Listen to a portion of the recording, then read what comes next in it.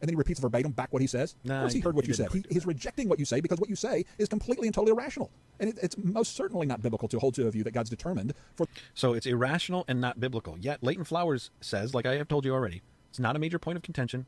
He's not anti-Calvinist. It's not a divisive point. There are a lot of Christians who hold to irrational beliefs. Michael Brown, according to James White, holds to irrational or logical, unbiblical beliefs. Does that mean he splits ways with him and he doesn't call him a brother, or is not willing to treat him with kindness and cordiality or join with him in other efforts?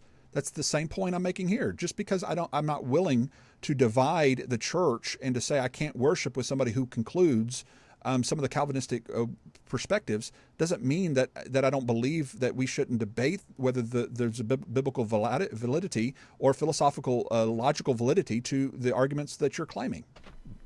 But it is, isn't it? Leighton Flowers puts on the nicey guy hat to say all these other things about Calvinism, but it is obviously it's a bigger issue than. It just turns me off for him to be so fake and say how do you, those things. Brother, how do you know me? Have you ever met me in person? All you know of me is the few clips here and there that you play on a broadcast where I'm expressing my disagreements with your theological worldviews. You don't know me. You don't know my family. You don't know my heart.